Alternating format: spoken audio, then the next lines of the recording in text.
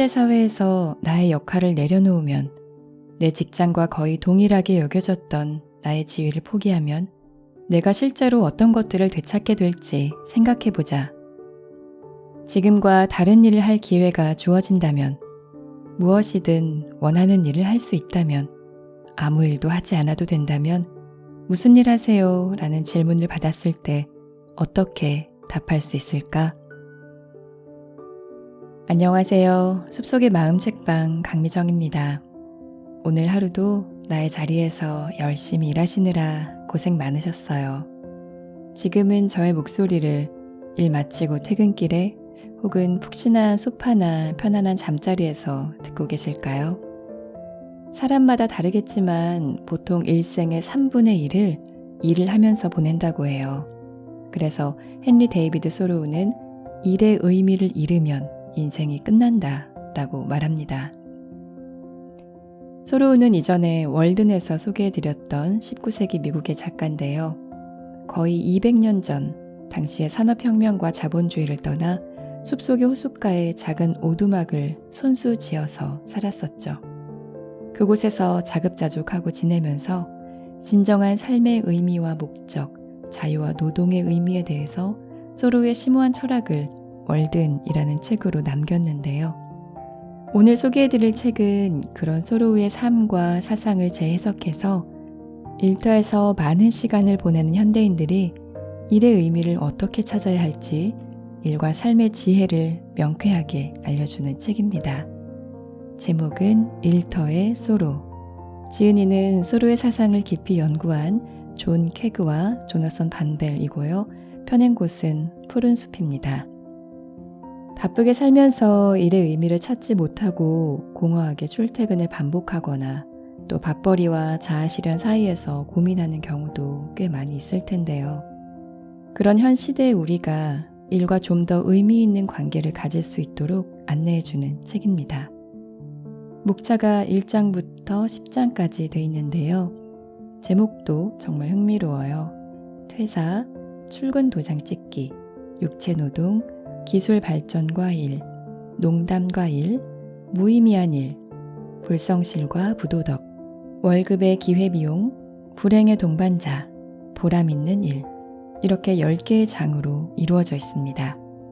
제가 이 책이 더욱 와닿았던 이유는 저도 방송국을 다니다가 퇴사하기 전에 일에 대한 고민, 또 회사라는 곳에 속해 일하는 근로자의 구조적인 것에 대한 고민, 내가 나의 시간의 주인으로 살아가기 위한 방법 등에 대해서 고민을 많이 했었기 때문이에요.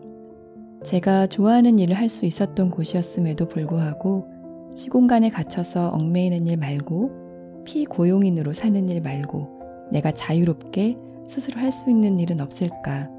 그 고민을 많이 하면서 과감하게 사표를 냈던 기억이 납니다.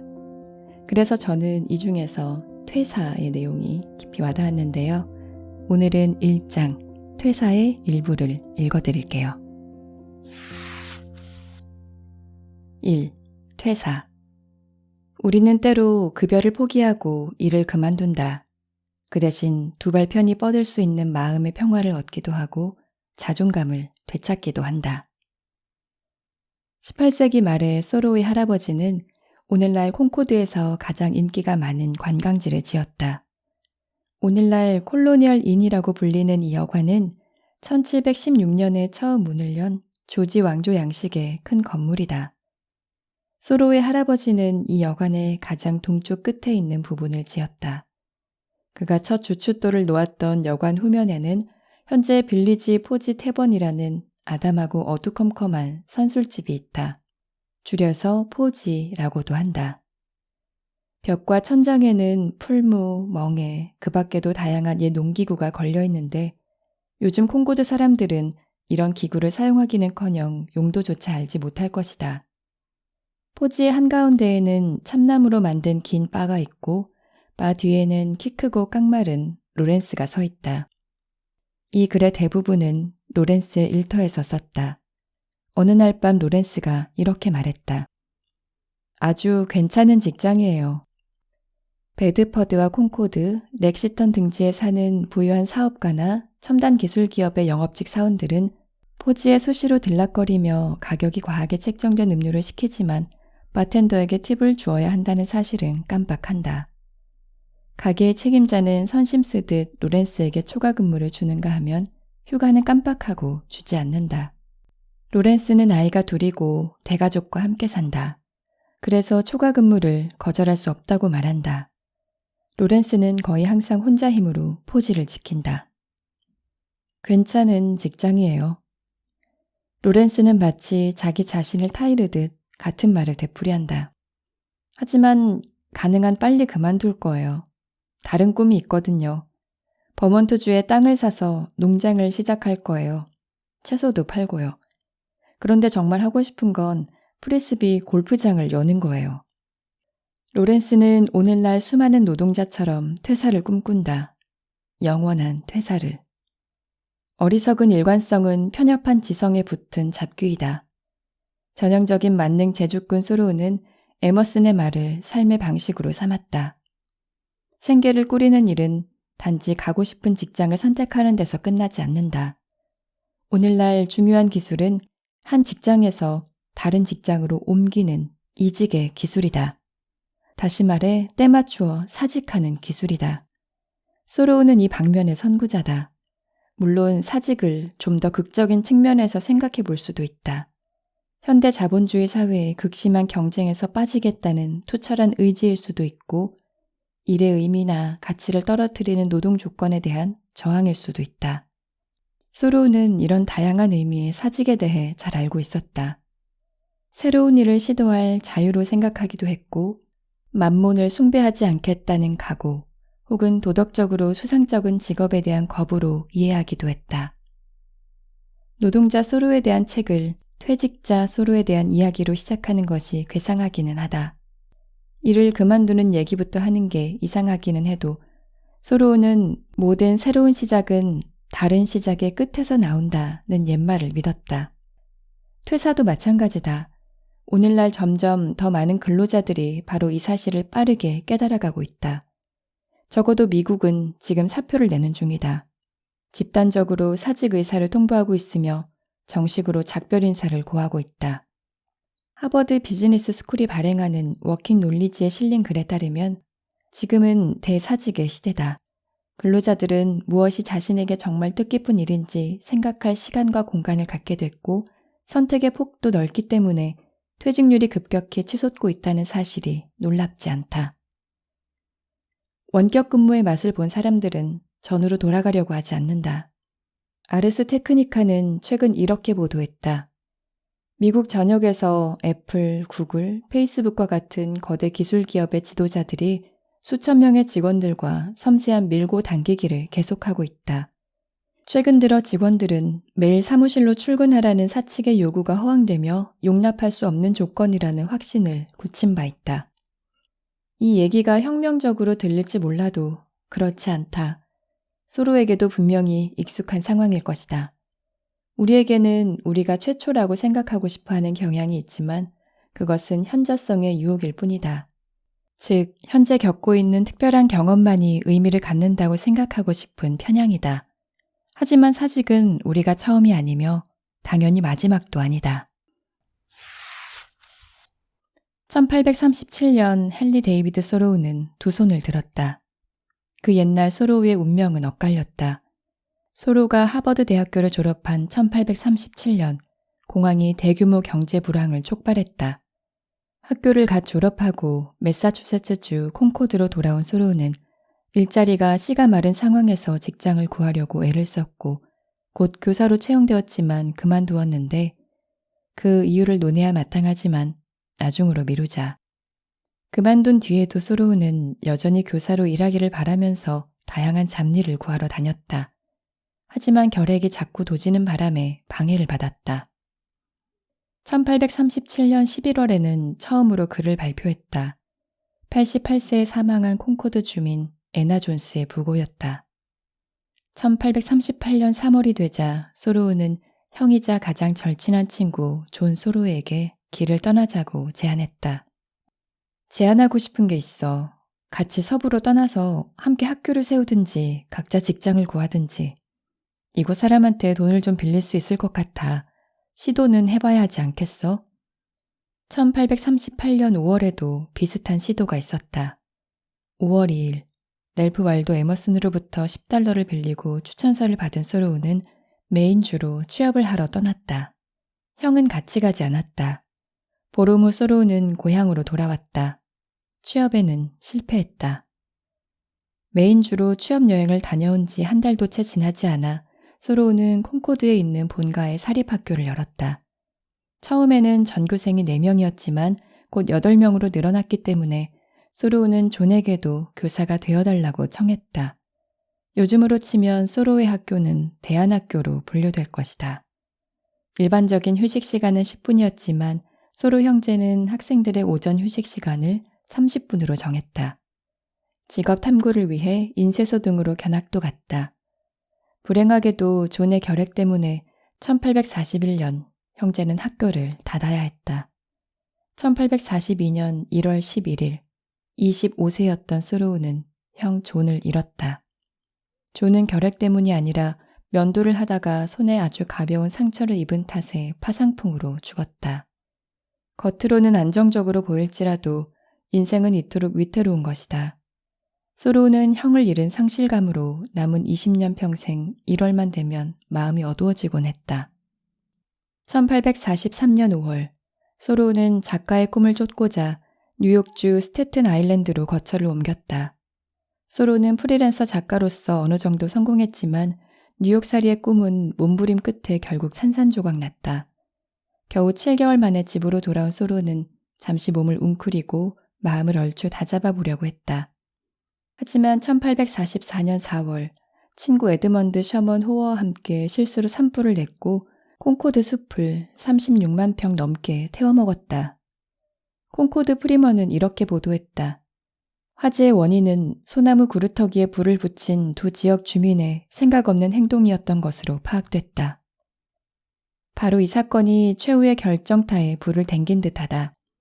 1845년 7월 4일 28번째 생일이 되기 며칠 전 소로우는 다 포기하고 퇴직자의 삶을 살기로 했다. 온 나라가 독립기념일을 축하하고 있을 때 소로우는 자신의 독립을 선언하고 콩코드에서 월든 호수까지 2마일을 걸어갔다. 그리고 거기서 2년 2개월 하고도 이틀을 머문다. 월든을 미국 최초의 환경운동 선언으로 해석하기 쉽고 그런 해석도 어느 정도 일리가 있지만 자연으로 회귀하려는 소로우의 시도가 당대의 문화를 규정하고 있던 자본주의적 극한 경쟁으로부터 벗어나려는 시도이기도 했음을 기억해야 한다. 단지 생계를 유지하는 삶과 자기 인생을 진정으로 살아가는 삶 사이에는 차이가, 확실한 간극이 있다. 이것이 월든이 주는 불변의 메시지이다. 현대 삶의 정신없는 바쁨을 인생살이의 본질적인 일과 혼동해서는 안 된다. 인간의 삶이 귀중한 이유는 덧없고 찰나적이기 때문이다. 사람은 파상풍으로 혹은 결핵으로 혹은 독감으로 혹은 팬데믹으로 죽을 수 있기에 우리에게 주어진 끔찍하게 짧은 시간을 낭비하지 않는 것이 좋다. 소로우는 자기 손으로 소박한 집을 지으며 콩과 멜론을 키우며 아이들을 데리고 콩코드 주변의 허클베리 밭을 누비며 보내는 인생이 최고의 인생이라고 생각했다. 위대한 퇴직자가 되려면 내 인생을 되찾아야 한다. 무엇을 중시하고 어디서 의미를 찾을지 의식적으로 선택해야 한다. 일을 그만두는 데는 여러 가지 이유가 있다. 소로는 그 모든 이유에 대해 잘 알고 있었다. 가장 단순한 퇴직 사유는 그저 더 버틸 수 없기 때문이다. 주어진 일을 잘 못해서일 수도 있다. 그다지 부끄럽게 여길 만한 이유는 아니다. 스스로 인정하지 못하는 게 더 부끄러운 일이니 말이다. 10대 시절 소로는 미국에서 가장 유명한 시인이 되고자 했다. 하지만 가망이 없었다. 소로의 재능은 다른 데 있었다. 아예 시도하지 않은 것은 아니지만 소로의 글은 시라는 형식과는 대체로 거리가 있었다. 혹은 육체적으로 버티기 힘들 수도 있다. 이럴 경우에는 빨리 깨닫고 새로운 소명을 찾아보는 것이 좋다. 새로운 소명이 회복을 위한 휴식기를 갖는 것일 수도 있다. 소로의 경우 주기적으로 결핵이 재발했기 때문에 일을 그만두어야 하곤 했다. 건강 상태와 운명은 종종 사직을 꽤나 수월하게 만든다. 그리고 대개 좋은 결과로 이어진다. 이러한 퇴직 사유는 딱히 철학적이지는 않지만 그래도 중요하다. 어쩔 수 없는 한계로 인해 특정한 일을 지속하기 힘든 경우가 있다는 사실을 인정하지 못하는 사람도 많기 때문이다. 철학적으로 흥미로운 퇴직 사유는 선택의 문제와 관련이 있다. 서로의 글에서 수시로 되풀이되고 있는 물음을 살펴보자. 부지런한 게 다가 아닙니다. 개미도 부지런합니다. 당신은 무엇을 위해 부지런히 일하고 있습니까? 만약 우리가 잘못된 것을 위해 일하고 있다면 우리 인생도 그럴 것이다. 그렇다면 그만둘 이유가 충분하다. 그만두지 않는다면 소로가 월든에서 말했듯 생의 마지막에 이르러 진정한 삶을 살지 못했다는 사실을 발견하게 되고 말 것이다. 소로는 소비를 기반으로 하는 잉여 경제의 대두를 목도했다. 돈이 유례없이 중요해지는 과정을 목격했다는 뜻이기도 하다. 소로는 돈을 위해 부지런하게 일하는 행위에 대해서 자신의 입장을 명확히 밝혔다. 돈을 많이 벌 수 있는 일자리는 어떤 대가를 치르고라도 평생 지켜야 한다고 생각하는 사람도 많지만 소로는 한 번도 여기에 동조하지 않았다. 오히려 그런 일은 더 면밀히 들여다보아야 하고 버려야 한다. 충만한 인생을 사는데 방해가 되기 때문이다. 무의미한 일, 보수, 비도덕적인 일 등에 대해서는 이 책의 후반부에서 이야기할 테니 먼저 벌이가 좋은 일을 그만두는 행위가 가지는 의미에 초점을 맞추어 보자. 월든에 나타나는 소로의 경제에 대한 시각은 고대 그리스 철학자들의 시각에 기반을 두고 있지만 로버트 리처드슨이 수년 전 언급했듯이 애덤 스미스의 국부론에도 영향을 받았다. 이 책을 읽고 소로는 부의 진정한 기초는 금이나 은이 아니라 생산적인 노동이라는 근본적인 전제를 깨달았다. 근무 시간 동안 내가 실제로 무엇을 생산하고 있는지 자문해보자. 제품이나 아이디어인가? 설계도 혹은 성품이 원만한 학생인가? 혹은 아무것도 아닌가? 만약 답변이 만족스럽지 못하거나 아예 답할 수 없다면 소로는 도망칠 때가 되었다고 말할 것이다. 스미스가 말했다.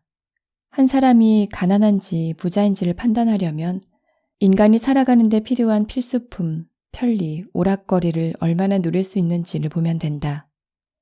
소로의 생각은 달랐다. 물론 한 사람의 부를 가늠하는 데 필수품은 중요하고 소로는 누구나 생필품을 스스로 구할 수 있는 능력을 가져야 한다고 주장했다. 하지만 현대사회에서 오락거리로 여겨지는 것들은 노동자 소로에게 딱히 동기부여가 되지 않았다. 스미스와 달리 소로우는 이렇게 썼다. 한 사람의 부는 그가 없이 살 수 있는 것들의 수에 비례한다. 소로는 가난을 낭만화한 것이 아니라 욕구와 돈에 대한 열망이 종종 매우 강력한 사슬, 황금 수갑이 되어 우리의 영혼을 빨아먹는 일에 우리를 묶어둔다는 점을 말하고 있다. 나는 몇 번이고 다시 나의 이른바 가난을 자축한다. 소로는 인생의 황혼에 이렇게 썼다. 이것은 금욕주의 성인의 자기 자랑이 아니라 오히려 욕구가 가진 것을 넘어선 적이 없는 사람, 일생을 일그러뜨릴 수 있는 돈의 힘을 깨달은 사람의 매우 솔직한 반성이다. 소로는 계속해서 이렇게 적었다. 어제는 책상 속에서 있는 줄 몰랐던 $30를 찾았는데 실망감에 가까운 기분이 들었다. 있는 줄도 몰랐지만 이제는 없어지면 섭섭할 터이기 때문이다. 돈을 가지면 지키고 축적하고 싶은 욕망이 생긴다. 수입을 늘려 소비욕을 충족하려고 하다가 빚을 지게 되는 경우도 많다. 로마인들은 이것을 가리켜 아이스 알리에눔, 즉 남의 돈에 내 인생을 맡기는 일이라고 했다. 언제든 파산을 선언할 수도 있지만 그런 일은 놀랍게도 드물다. 뼈를 깎는 노동으로 적자를 메우려는 경우가 훨씬 많다. 이런 일은 확실히 흔하다. 우리 두 저자는 지금 어떤 특권층의 시각이 아니라 우리가 직접 겪어본 매운맛을 바탕으로 이 책을 쓰고 있다. 우리는 둘 다 애초에 받지 말아야 했던 대출을 갚기 위해 정말 지긋지긋한 일자리에서 버텨보았으며 둘 다 그 과정에서 쓰러지지 말게 해달라고 빌었다. 우리 둘 다 입에 풀칠해야 한다는 생각 때문에 선뜻 사표를 내지 못한 경험뿐 아니라 익숙해져 버린 생활 수준을 유지하기 위해 사표를 내지 못한 적도 있다. 조나선은 대학을 졸업하자마자 주차장에 취직했다. 아침 6시부터 주차장을 쓸었다. 그 다음에는 바쁜 직원들을 위해 대리 주차를 해야 했다. 단순한 주차가 아니었다. 조나선의 고용주는 주차 공간을 최대한으로 사용하라고 했다. 조나선은 위태로울 만큼 빽빽하게 차를 배치해야 했다. 매일 아침 누군가의 BMW와 랜드로버, 캐딜락 SUV를 직소 퍼즐처럼 끼워 맞추는 일에 압박감을 느껴야 했고, 매일 저녁 직원들이 퇴근할 때에도 똑같이 끔찍한 발레 동작을 이번에는 반대로 해내야 했다. 엄청나게 값비싼 조각들을 가지고 벌이는 악몽의 테트리스를 매일 반복했던 것이다. 흥미롭게도 인생을 좌지우지하는 위기의 순간이 우리를 규칙적인 근무 일정에서 종종 벗어나게 해준다. 더 중요하게는 우리에게 용기를 주어 개인의 경제적 우선순위를 재설정하게 하며 일에 대하여 그리고 그 일을 벌여도 되는지에 대하여 객관적인 시각을 갖게 한다. 소로가 월든 호수로 간 것은 부분적으로는 형이 소로의 품에서 죽었기 때문이다. 사람은 언제든 예고 없이 끝을 맞을 수 있으니 기회가 있을 때 옳은 것들을 위해 부지런히 일하는 것이 최선이었다. 다시 현재로 빨리 감기 해보자.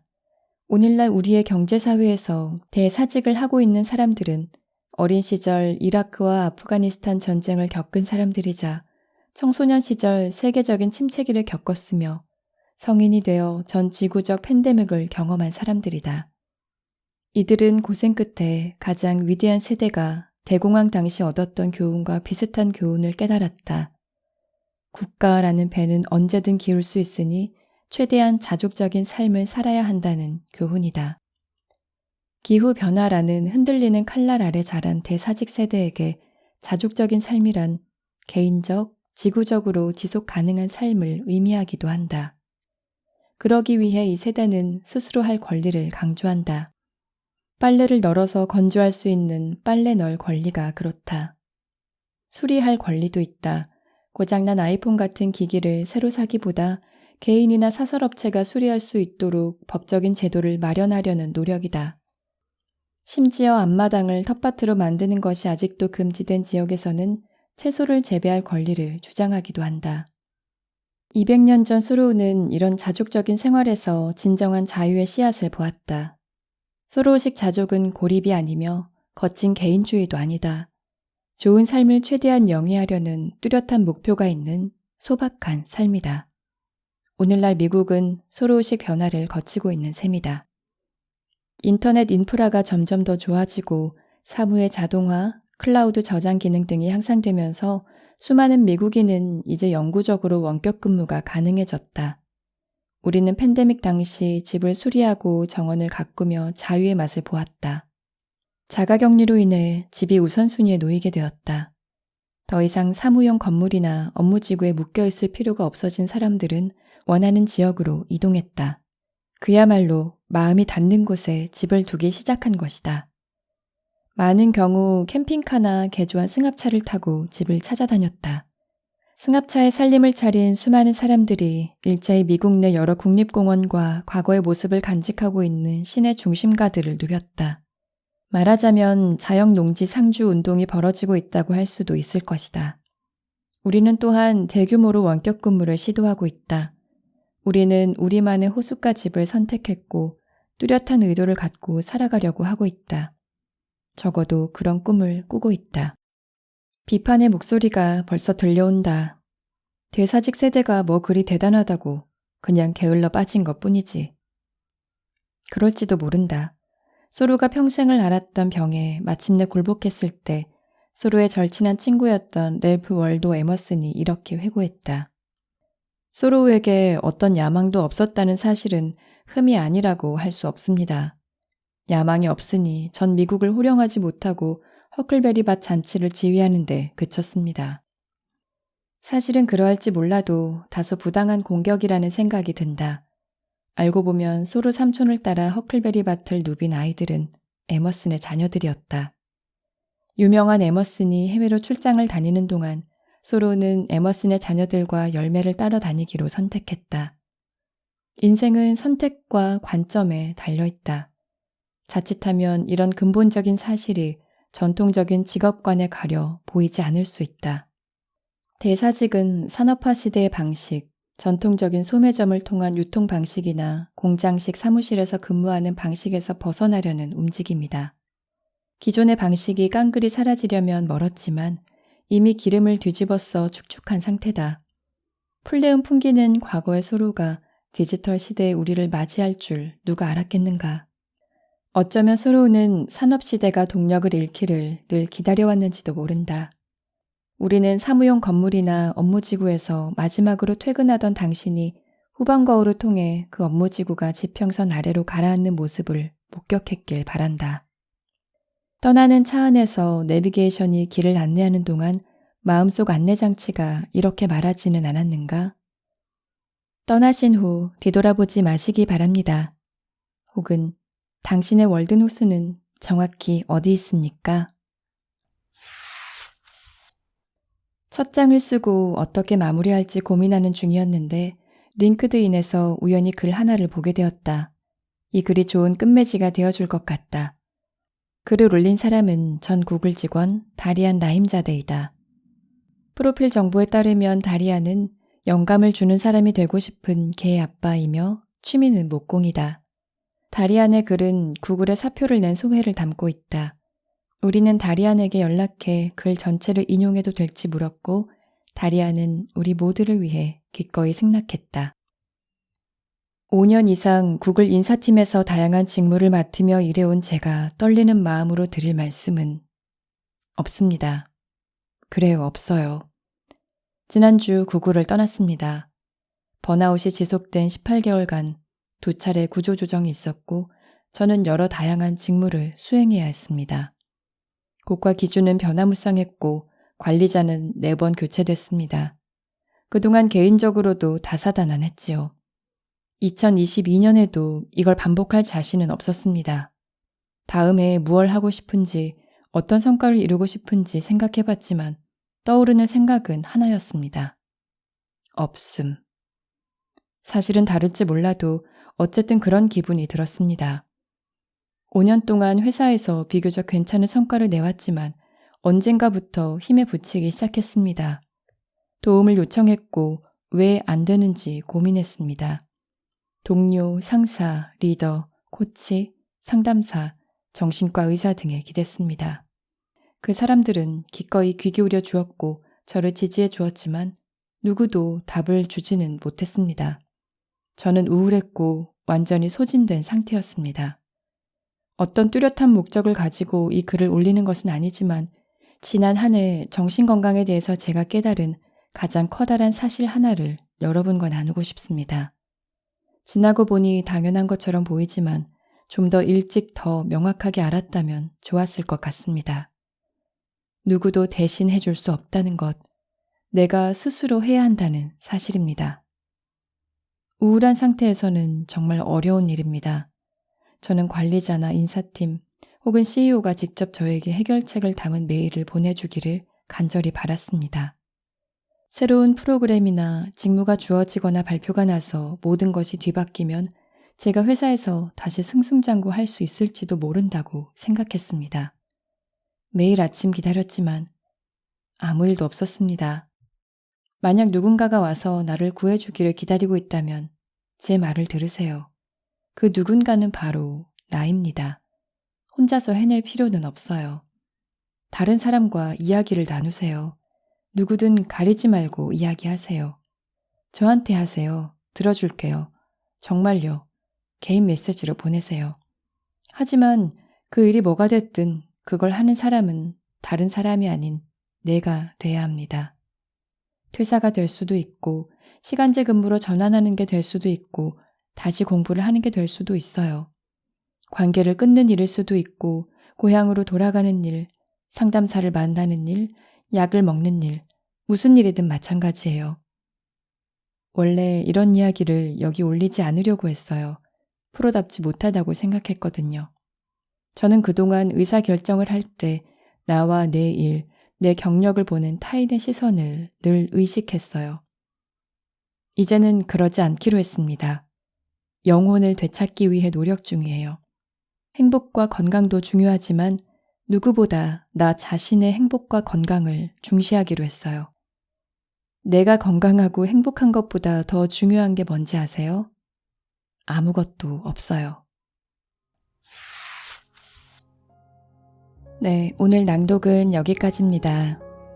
소로우는 돈을 가지면 지키고 축적하고 싶은 욕망이 더 커져서 잉여 재산을 위해 일하게 된다고 말하는데요.